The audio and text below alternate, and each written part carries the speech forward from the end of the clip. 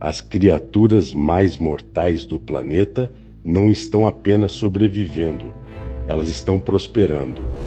Enquanto outras espécies desaparecem, enquanto ecossistemas inteiros entram em colapso, elas permanecem, dominam, evoluem. Hoje, você vai descobrir os segredos evolutivos que transformaram as cobras venenosas nos predadores mais bem-sucedidos da história natural. E eu te garanto, vai muito além de uma simples mordida. Isso é engenharia biológica de alto nível, e estamos prestes a dissecar cada peça desse projeto. Tudo começa há mais de 100 milhões de anos. Quando os dinossauros ainda dominavam a Terra, um grupo de répteis escamosos começou uma transformação silenciosa. Pernas foram perdidas, corpos se alongaram, e um sistema novo e devastadoramente eficiente começou a surgir: o veneno.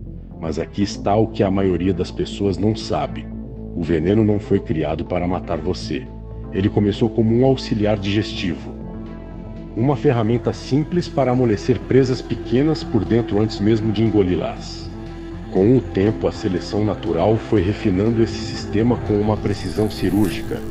As serpentes que tinham veneno mais eficaz capturavam presas maiores, sobreviviam mais, se reproduziam mais. E assim, geração após geração, o que era uma ferramenta digestiva se transformou em uma das armas biológicas mais sofisticadas já desenvolvidas pela natureza. Os biólogos chamam esse fenômeno de radiação adaptativa rápida. Em termos simples, as serpentes venenosas evoluíram muito mais rápido do que a maioria dos animais, explorando nichos ecológicos que outros predadores simplesmente não conseguiam alcançar. Pense nas zonas adaptativas como portas.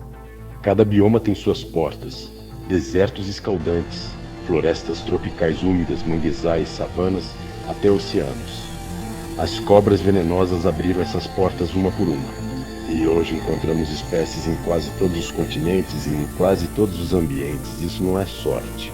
É o resultado de uma estratégia evolutiva que funcionou melhor do que qualquer outra. E ainda nem chegamos na parte mais impressionante.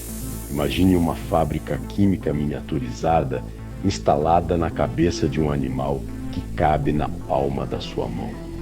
Isso é o que é uma glândula de veneno. Dentro dela acontece algo que os melhores laboratórios farmacêuticos do mundo ainda tentam imitar: a síntese de moléculas de precisão cirúrgica adaptadas para um alvo específico em um ambiente específico, contra uma presa específica. Vamos entender os 3 grandes grupos. Primeiro, as neurotoxinas. São o veneno das mambas, das cobras-rei e de várias serpentes marinhas. Elas atacam o sistema nervoso, bloqueiam a comunicação entre os neurônios e os músculos. O resultado é uma paralisia que se espalha pelo corpo em minutos. Para a presa, o mundo simplesmente para. É rápido, é eficiente e não estraga a carne. Do ponto de vista evolutivo, é quase perfeito. Segundo, as hemotoxinas. Esse é o terreno das víboras, as jararacas, as cascavéis, as gabões africanas. Em vez de paralisar, elas destroem por dentro. Coagulam o sangue em alguns lugares, dissolvem os tecidos em outros, causam hemorragias internas. A presa foge, mas está marcada, literalmente envenenada por dentro. As víboras simplesmente seguem o rastro de cheiro e encontram um animal morto ou agonizante alguns metros adiante. Trabalho mínimo, resultado máximo. Terceiro, as citotoxinas. Essas atacam as células diretamente, dissolvem tecidos localmente.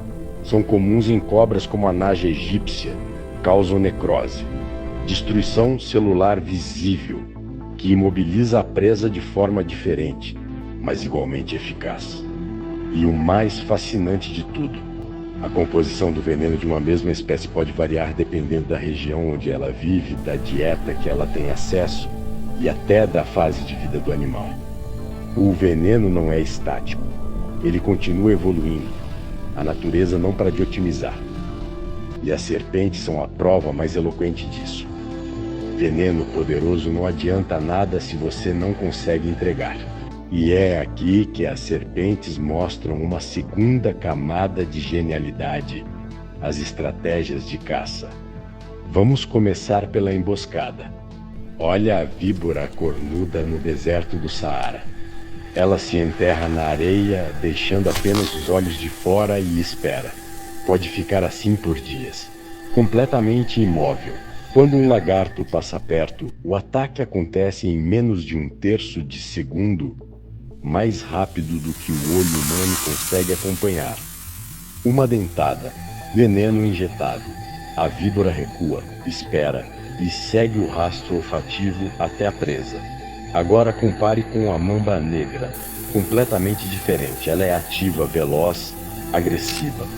Pode alcançar 18 km/h em terreno aberto. Em vez de esperar, ela persegue. Em vez de se camuflar, ela intimida.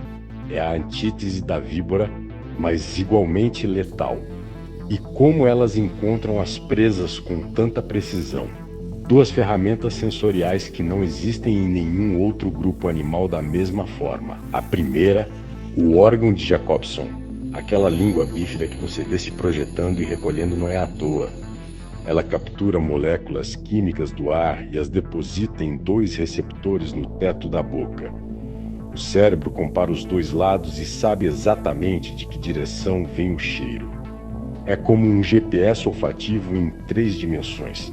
A segunda, as focetas loreais, exclusivas das cobras de fosso, jararacas, cascavéis, cobras de lance. São órgãos capazes de detectar variações de temperatura de até 0,003 graus Celsius. Na prática, isso significa que elas enxergam o calor.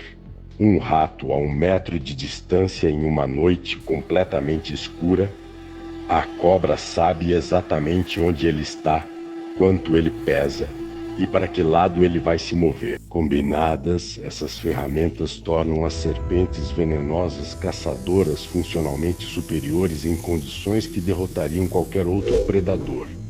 Escuridão total, areia quente, água turva, vegetação densa. Agora me diz, você ainda acha que elas são apenas animais primitivos? Até aqui falamos de veneno e de caça. Mas há uma terceira dimensão que torna as serpentes venenosas realmente extraordinárias.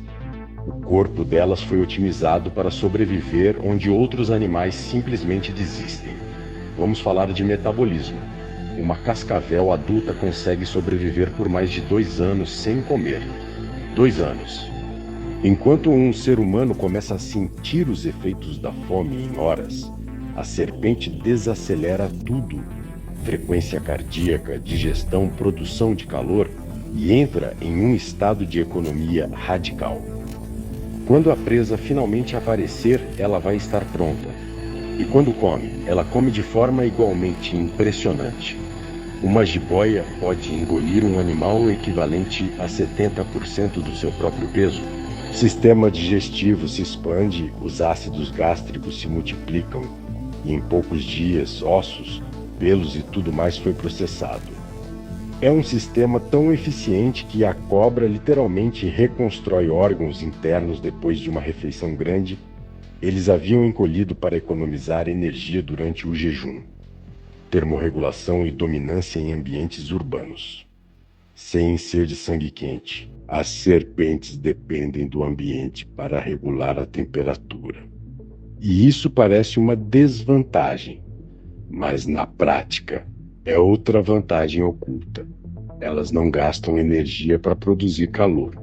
Cada caloria consumida vai direto para crescimento, reprodução e produção de veneno. Em ambientes onde a comida é escassa, isso é ouro. E no mundo atual, as serpentes venenosas estão se adaptando a paisagens modificadas pelo ser humano com uma velocidade que perturba os cientistas. Jararacas em beiras de rodovias, najas em arredores de cidades, cobras de leite em subúrbios norte-americanos. Elas encontram presas fáceis, ratos e camundongos que proliferam onde os humanos habitam e continuam prosperando em meio ao caos que estamos criando. Então, o que torna uma serpente venenosa verdadeiramente dominante? Não é uma coisa só. É a sinergia entre veneno especializado, sentidos aguçadíssimos, estratégias de caça adaptadas ao ambiente e um metabolismo que desafia qualquer lógica. Cada peça desse quebra-cabeça foi lapidada por milhões de anos de seleção natural. E o resultado é um predador que existiu antes dos dinossauros, sobreviveu a extinções em massa, atravessou eras glaciais e hoje convive e prospera em um planeta dominado por humanos. E o que espera essas criaturas no futuro? As mudanças climáticas já estão alterando as distribuições geográficas de várias espécies. Algumas estão avançando para regiões antes frias demais. Outras estão desenvolvendo novos padrões de atividade. E os cientistas acreditam que, à medida que os ecossistemas se transformam, o próprio veneno vai continuar mudando, novas combinações de toxinas, novos alvos, novas estratégias. As cobras venenosas não são relíquias do passado, são protótipos do futuro. E aqui vai um fato que muda tudo. Sem as serpentes venenosas, os ecossistemas que conhecemos entrariam em colapso. Elas controlam populações de roedores que destroem plantações e transmitem doenças. Elas são presas de aves de rapina, mamíferos e outras serpentes. Elas são parte de um equilíbrio delicado que sustenta a vida como ela existe. A serpente que você teme está, muito provavelmente, mantendo o ecossistema ao redor de você em funcionamento. Então, da próxima vez que você ver uma serpente, antes do medo, permita-se um segundo de admiração. Porque você está olhando para um dos resultados mais refinados de toda a história evolutiva da vida na Terra.